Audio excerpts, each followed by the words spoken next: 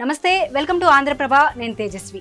దేశవ్యాప్తంగా MP elections జరగబోతున్నాయి. అలాగే కొన్ని రాష్ట్రాల్లో వచ్చేటప్పటికి అసెంబ్లీ ఎలక్షన్స్ కూడా జరగబోతున్నాయి. ఈ నేపథ్యంలో ప్రతి చోట కూడా మద్యం ఏరులై పారుతుంది. అలాగే డబ్బులు కూడా కట్టలుగా చాలా చోట్ల దొరుకుతున్న పరిస్థితి అయితే మనం ప్రతి ఎలక్షన్స్లో కూడా చూస్తూ ఉన్నాం.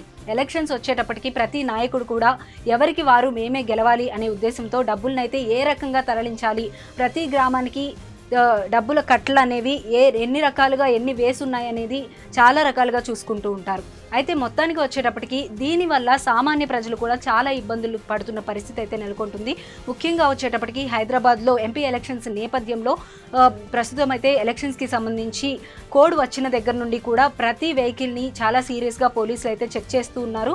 దీనికి సంబంధించి ఇప్పుడు మ్యారేజ్ సీజన్స్ ఉన్నాయి. అలాగే హాస్పిటల్స్కి వెళ్ళే వాళ్ళు కానీ, లేదంటే ఏదైనా రిజిస్ట్రేషన్స్ ఉన్న వాళ్ళు కానీ, ఇలా ఎమర్జెన్సీ కేసెస్ ఉన్నవాళ్ళు, లేదంటే శుభకార్యాలు చేసుకునే వాళ్ళు, ఇతరత్ర ఖర్చులు ఏ ఉన్నా సరే వాళ్ళందరూ కూడా చాలా ఇబ్బందులు పడుతున్న పరిస్థితి అయితే ఉంది. 50,000కు మించి ఎవరి దగ్గర అయితే ఎక్కువ మొత్తంలో డబ్బు అయితే ఉంటుందో అటువంటివి దానికి సంబంధించిన డాక్యుమెంట్స్ అయితే లేకపోతే కనుక వాళ్ళని ఆ మనీ అనేది సీజ్ చేయడం జరుగుతుంది. ఆ మనీ అంతా కూడా వాళ్ళు మళ్ళీ తీసుకోవాలి అంటే దానికి సంబంధించి చాలా పెద్ద ప్రాసెస్ అయితే ఉంటుంది.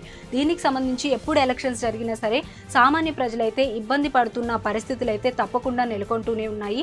ఇటువంటి టైంలో, ఈ శుభకార్యాలు ఉన్న టైంలో ఈ విధంగా ఉన్నప్పుడు మరోవైపు ఆర్నమెంట్స్ కూడా తీసుకుంటూ ఉంటారు. ఆభరణాలు ఎక్కువ దొరికినా సరే వాటికి సంబంధించిన ప్రాపర్ డాక్యుమెంట్స్ అనేవి లేకపోతే వాటిని కూడా సీజ్ చేయడం అనేది జరుగుతుంది.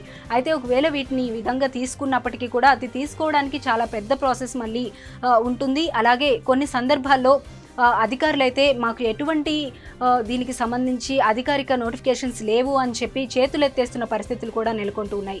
ఇటువంటి టైంలో బాధితులు ఎవరైతే ఉన్నారో వాళ్ళు కలెక్టర్ కార్యాలయం వరకు కూడా వెళ్ళి మొరపెట్టుకోవాల్సిన పరిస్థితులు అయితే నెలకొంటూ ఉన్నాయి.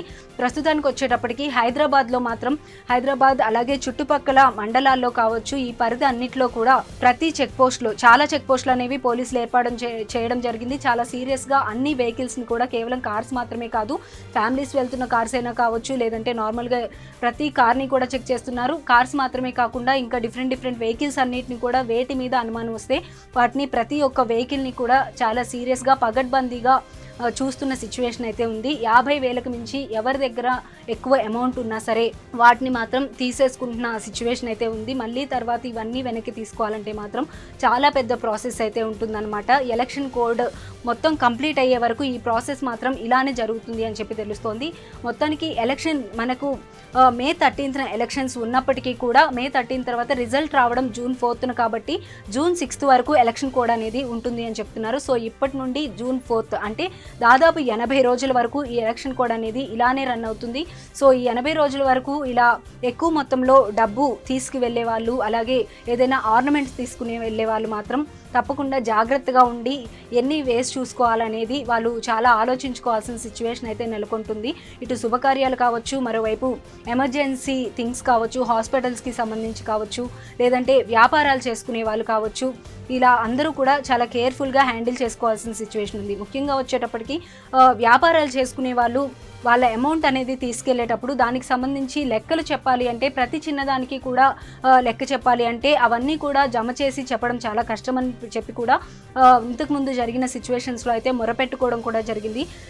సో ఏది ఏమైనప్పటికీ ఎలక్షన్ కోడ్కి సంబంధించిన నియమావళి అయితే తప్పకుండా ఫాలో అవ్వాలి. కాబట్టి ప్రతి ఒక్కరు కూడా ఇవన్నీ జాగ్రత్తగా చూసుకొని హ్యాండిల్ చేసుకోవాల్సిన సిచ్యువేషన్ అయితే ఉంది. ప్రతిదానికి సంబంధించి 50,000కు మించి ఎవరైతే క్యారీ చేయాల్సిన అవసరం ఉందో వాళ్ళందరూ కూడా దానికి సంబంధించిన ప్రాపర్ డాక్యుమెంట్స్ ఉంటే మాత్రమే వీలైనంత వరకు అమౌంట్ అనేది బయటకు తీసుకెళ్తే మంచిది అని చెప్పి కూడా తెలుస్తోంది.